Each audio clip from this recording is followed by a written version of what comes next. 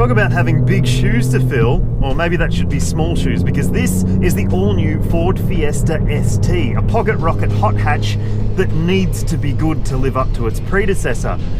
And let me tell you, it's good. No, it's great.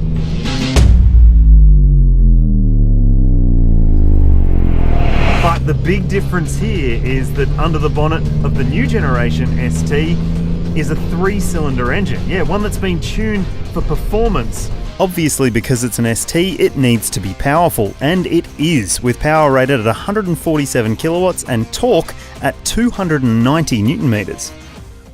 I mean, I'm a massive fan of 3-cylinder engines, but I didn't know they could be this fun. The beauty of it is its tractability. In-gear acceleration is everything when you're punting through corners, and this is just phenomenal in that regard. Plus, there's exceptional grip as well. That's one of the things the Fiesta ST has done well for so long. Handling, enjoyment, driver engagement. You just don't want to stop driving it. The beauty of this car though is that it has a clever front differential, and the previous generation car never had that as standard or as an option. But now, wow, this pushes the performance of this Fiesta ST to a different level. It was already brilliant. Like, the previous one was probably one of my favorite cars of the last decade.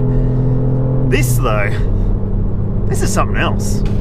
That tricky diff is a mechanical limited slip differential from Quaife, and it's set to be offered as standard in Australian cars. If you're hardcore, you'll rejoice, but if you're just after a fun hatch that's pretty damn fast, the model without the LSD would be perfectly suitable. It wouldn't be the best it could be, though. But it's manual only, so it's going to exclude the vast majority of buyers in the city car segment, with only a 6-speed manual available. Thankfully, it's a pretty good one.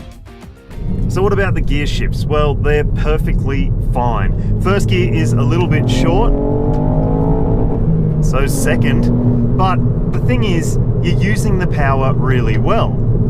It feels fast, there's absolutely no doubt about it. And it brakes beautifully, it turns beautifully. The steering, there is a little bit of torque steer, but I mean, it's a front wheel drive car with big torque. Of course there's going to be a little bit of torque steer. It actually feels quite good because you know what's happening at the front axle. The steering wheel tells you what's going on. The steering is ultra direct. It's like it knows what you want to do before you do it. It's all well and good being fast in corners and fun to drive, but what about things you have to live with every day? The old model was a pretty hard rider. The beauty of this new generation Fiesta ST, even though it's manual only, is that it is adept at dealing with little towns like this. It's really easy to drive, the ride's really nice. In fact, there's no adaptive dampers, but I don't think it needs it. It's a really fine balance between comfort, control, and enjoyability. It's not too firm, not too soft, damn near perfect. And while 3-cylinder engines are typically associated with fuel miser city cars, the Fiesta ST has grunt and green tech in equal measure. It'll use just 6 litres per 100 Ks. That's all well and good, but what about the interior? What about how it feels inside? Is it better than the old one, which was maybe not as good as it could have been? Yeah, the answer's yes. Let me show you.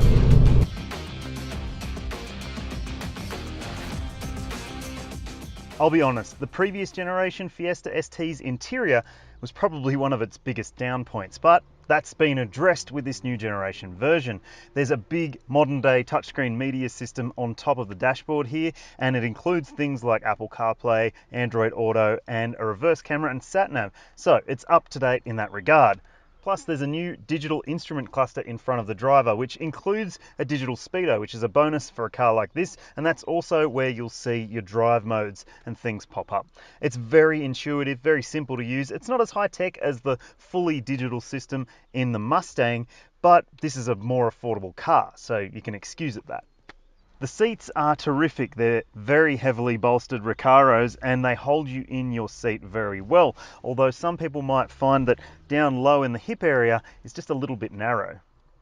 As for storage, there's a good pair of cup holders down here between the seats. There's a nice little covered center console area, plus there's a decent sized glove box. In the back, there's very limited storage, only a couple of small little cubbies on either side of the cabin, and there is no rear cup holder section, nor is there a center armrest, nor are there rear vents. But it is a pretty small car, so it should be fine.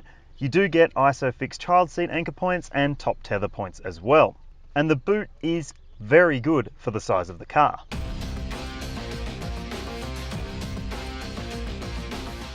Perhaps the biggest question is whether we'll get the 5-door or the 3-door, maybe even both. In my mind, a 5-door would be a better option because it appeals to more people. It's a more practical car inherently. But the 3-door, well, Ford Australia might just go with that because it's a more selfish option. And if you want a 5-door hot hatch, there's always the Focus ST if your budget can stretch to that. Look, it's a fantastic car, but it's not all rosy for the Fiesta ST. It's missing out on a few things, in fact. Like, there's no drive mode that you can configure yourself. There's other things, like there's no rev matching on the transmission, which, I mean, you can get that in a new generation Corolla as standard in the manual. Yeah, Corolla. Why not here? It makes up for that, though, with things like a sports exhaust that pops and crackles like a madman, and other things like just being generally terrific.